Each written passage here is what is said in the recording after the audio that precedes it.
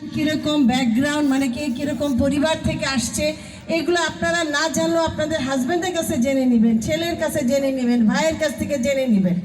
জেনে নিয়ে যেরকমই আপনাদের কানে বলুক না কেন আপনারা বলবেন যে হ্যাঁ আমাদের জ্ঞান বুদ্ধি আছে, আমাদের যেটা দেয়ার আমরা দেব। এখন আমি তো এখন সরাসরি প্রথমে বলবো যে আপনারা ভোট কেন্দ্রে যাবেন, আশেপাশে সবাইকে নিয়ে যাবেন। দ্বিতীয় হলো আমি বলবো যে আমার ভোটটা ধানের শীষে অবশ্যই দিবেন, কারণ এই মহিলা ভোটার হলো এখন এই 50 ভাগ। এই যে পুরুষ মানুষ এত দাঁড়ায় আছে না, এরা কতটুকু কি দিবে আমি বয়স তাও আমি একটু বিশ্বাস করছি যে এরা আমার শ্বশুরকে, আমার দেবরকে, আমার হাজবেন্ডকে চেনে, মানে তাদের সাথে ওঠা বসা ছিল।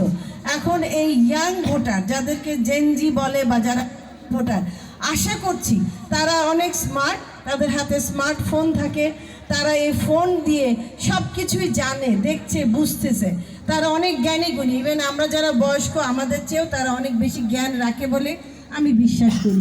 তবে এই সবার কাছে এই আপনাদের মুরব্বী